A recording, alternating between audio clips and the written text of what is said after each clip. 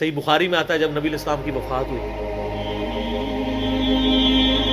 تو حضرت عمر نے تلوار نکال دی میں اس کی گردن کاٹ دوں گا، جو کہے گا کہ نبی علیہ السلام فوت ہو گئے۔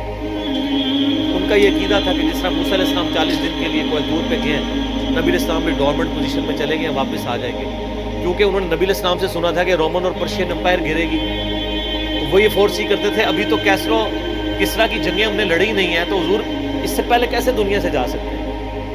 لیکن اللہ نے تو آپ کو پروفٹ بنوانا تھا نا، کہ آپ کے جانے کے بعد فتوحات کروانی تھی، تاکہ پتہ چلے کہ پیچھے اللہ کھڑا ہے۔ اپنی زندگی میں تو بڑے بڑے بادشاہوں نے فتوحات کی ہیں، نبی علیہ السلام کی تو دعوت کا کلائمیکس حضرت ابوبکر پھر حضرت عمر عثمان علی کے دور میں جا کے ہوئے، جبکہ عرب قبائل بھی مرتد ہو گئے ہیں، تب بھی اللہ کے پیچھے سپورٹ تھی۔ والذی ارسل رسولہ بالہدی ودین الحق لیظہرہ علی الدین کلہ ولو کرہ المشرکون۔ اللہ نے اس کو دین کو غالب کرنا تھا۔ تو بخاری کے الفاظ ہیں، حضرت عمر نے کہا میں اس کی گردن اتار دوں۔ حضرت ابوبکر آئے، انہوں نے حضرت عمر کو دیکھا، اگنور کر کے سیدھا حجرہ عائشہ میں گئے، نبی علیہ السلام کے مبارک کفن کو ہٹا کے آپ کے ماتھے پہ بوسہ دیا اور کہا یا رسول اللہ، اللہ آپ پہ دو موتیں جمع نہیں کرے گا، ایک موت تو سب کے نصیب ہے، اب تو ہمیشہ کی زندگی آپ کو اللہ نے آپ کو دی ہے۔ اور پھر باہر نکلے، حضرت عمر کو کہا کہ عمر بیٹھ جاؤ، حضرت عمر نے بات نہیں سنی، تو حضرت بکر ممبر کی طرف چڑھے، ممبر پہ چڑھے اور لوگوں سے کہا کہ عمر کو اس کے حال پہ چھوڑ۔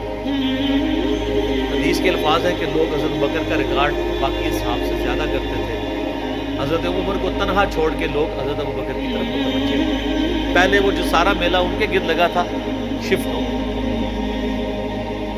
تو انہوں نے حمد و صلات کے بعد انہوں نے کہا اما بعد فمن کان یعبد محمدا فإن محمد قد مات۔ سر کلیجے پہ کتنا بڑا پتھر رکھا ہوگا جملہ بولتے ہیں کہ جو محمد کی عبادت کرتا تھا وہ جان لے کے محمد کی موت آ گئی۔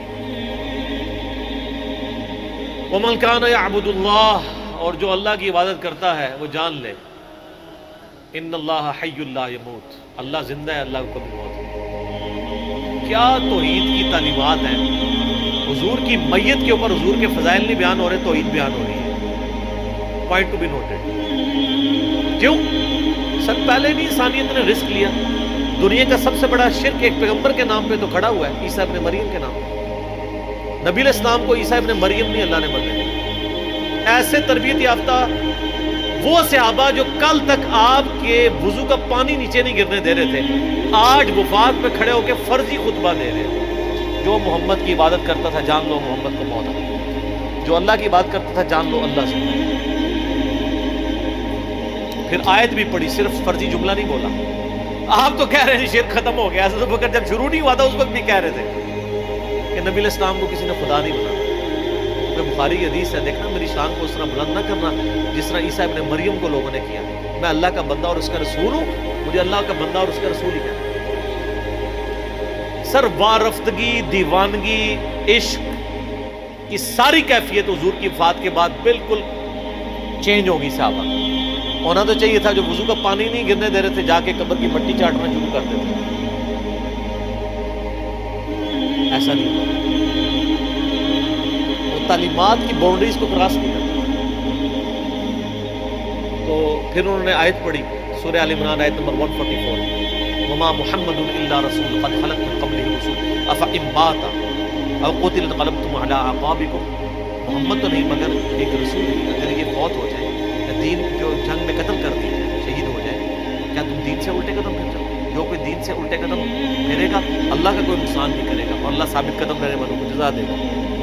پھر سورہ الزمر کی آیت نمبر 30 پڑھی، انک میت وانہم میتون، نبی تمہیں بھی مرنا ہے اور ان کو بھی موت آنی ہے ہمارے مخالف، پھر تم اللہ کے حضور جھگڑو گے، اللہ تمہارا فیصلہ کرے گا۔ یہ سیدنا ابوبکر کی حضور کی وفات کے وقت استقامت۔ پھر جھگڑا کھڑا ہو گیا حضور کو دفنانا کدھر ہے؟ جامعہ ترمذی میں حدیث ہے، سیدنا ابوبکر کہتے ہیں کہ میں نے نبی علیہ السلام سے یہ بات سنی تھی کہ اللہ اپنے پیغمبر کو وہیں پہ موت دیتا ہے جو اس کے لیے سب سے پسندیدہ جگہ اللہ کے نزدیک ہوتی ہے۔ تو حضور کی جو چارپائی ہے نا اس کے نیچے ان کی قبر، وہاں پہ اللہ نے ان کو، پہلے صحابہ میں رائے نہیں طے ہو رہی تھی کہاں دفنا۔ پھر سنن نسائی الکبریٰ کے اندر پورا وفات النبی چیپٹر ہے، سنن ابن ماجہ میں بھی موجود ہے کچھ حصہ اس کا۔ پھر لوگوں نے پوچھا کہ نبی علیہ السلام کا جنازہ ہوگا، انہوں نے کہا ہاں ہوگا۔ اسی طریقے سے تکبیر کہو اور سورہ فاتحہ اور اس کے بعد درود شریف اور اس طریقے سے 4 تکبیرات کرو۔ لیکن ایک فرق تھا کہ نبی علیہ السلام کو پروٹوکول صحابہ نے دیا ہے کہ آپ کی جو جنازے کی نماز ہے نا وہ جماعت کے ساتھ نہیں۔ صحابہ نے یہ پروٹوکول دیا کہ حضور کی میت کی موجودگی میں بھی کوئی شخص امامت نہ کرے۔ حجرے میں ایک طرف سے لوگ داخل ہوتے تھے، اکیلے اکیلے جنازہ ادا کرتے تھے۔ وہ ڈیٹیل میں آتا ہے، 2-3 دن تک جنازہ ہوتا ہے، پہلے یعنی مرد داخل ہوئے، اس کے بعد بچے، غلام، پھر عورتیں، اس طریقے سے سب جنازہ ہوتا ہے۔ ظاہر ہے 1 لاکھ سے زیادہ لوگ تھے جنازہ پڑھنے۔ اس موقع پہ بھی سیدنا ابوبکر کی آپ استقامت دیکھیں، ورنہ حضرت عمر کتنے اسٹرانگ اصحاب کے مالک تھے، ان کی حالت آپ دیکھ لیں۔ جب ضرورت پڑی ان کے مضبوط اصحاب کی تو کولیپس کر گئے، ابوبکر ہی کھڑے ہوئے، تو حضور کو پتا تھا نا میں نے مصلی پہ کسے کھڑا کرنا ہے۔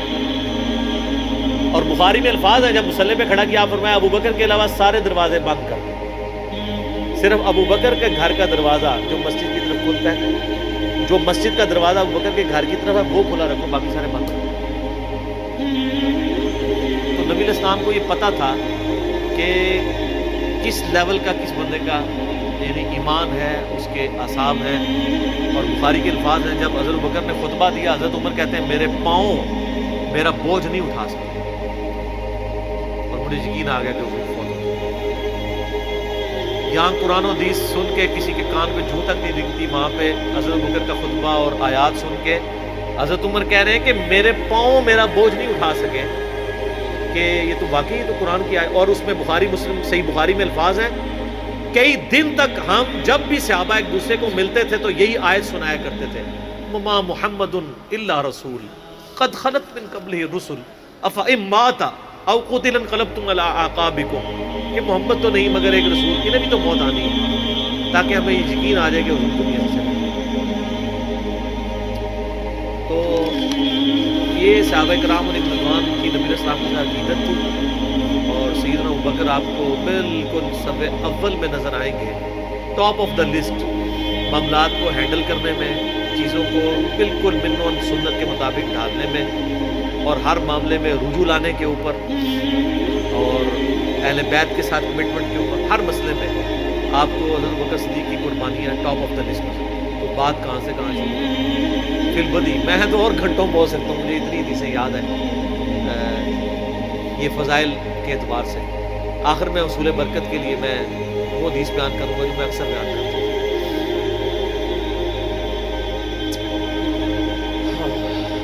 عبداللہ بن عباس رضی اللہ تعالیٰ عنہ کہتے ہیں، بخاری اور مسلم دونوں میں، سیدنا عمر کی میت رکھی ہوئی تھی اور لوگ آ کے ان کی میت پہ سلام پڑھ رہے تھے اور اپنے اپنے انداز میں خراج تحسین پیش کر رہے تھے کہ اس شخص کی وجہ سے اسلام کو کیا عروج ملی۔ تو کہتے ہیں اتنے میں میں نے محسوس کیا کہ ایک شخص میرے پیچھے آ کے کھڑا ہوا اور اس نے میرے کندھے پہ یوں کونی رکھی، میری پیٹھ اس کی جانب تھی، اس نے کونی میرے کندھے پہ یوں رکھی، اور حضرت عمر کی میت سے مخاطب ہو کے کہنے لگا کہ اے عمر اللہ تجھ پہ رحم فرمائے، تو روئے ارض پہ ان لوگوں میں سے ایک شخص تھا کہ میری بھی خواہش تھی کہ میں ان اعمال کے ساتھ اللہ کے حضور پیش ہوں، کہ اگر اللہ کے حضور پیش ہونے کے لیے مجھے بہترین اعمال چاہیے تو تیرے اعمال۔ ظاہر ہے رومن اور پرشین امپائر گری ہے، کس لیول کا عروج، کیونکہ میں نے رسول اللہ صلی اللہ علیہ وآلہ وسلم سے بارہا سنا تھا، میں ابو بکر اور عمر داخل ہوئے، میں ابو بکر اور عمر نکلے، میں ابو بکر اور عمر نے یہ کیا، تو مجھے بڑی امید تھی کہ تم اپنے 2 ساتھیوں سے جا ملو گے، یعنی رسول اللہ اور ابو بکر کے ساتھ صلی اللہ علیہ وآلہ وسلم رضی اللہ تعالیٰ، یعنی نبی علیہ السلام کے بعد سیدنا ابو بکر اور پھر حضرت عمر بھی وہیں پہ پہنچے۔ مجھے نبی علیہ السلام کے اس فرمان سے لگتا تھا جس طرح آپ اپنی زندگی میں کہتے تھے نا، میں ابو بکر عمر، میں ابو بکر عمر، میں ابو بکر عمر، مجھے پتا تھا تم نے جا کے انہیں سے ہی ملنا ہے جا کے، اور دیکھ لیں قبر بھی پھر ساتھ دونوں۔ تو عبداللہ ابن عباس کہتے ہیں کہ میں نے جب یوں مڑ کے دیکھا تو وہ سیدنا علی بن ابی طالب تھے جو حضرت عمر کی میت کے اوپر یہ کلمات میں ابو بکر میں ابو بکر رضی اللہ عنہم اجمعین وعلیہ السلام اجمعین۔ اللہ تعالیٰ ہمارے دلوں میں خلفائے راشدین کی محبت، اہل بیت کی محبت راسخ فرمائے رضی اللہ عنہم اجمعین وعلیہ السلام اجمعین، اور قیامت والے دن حوض کوثر پہ ان کے ساتھ محشور فرمائے، آمین۔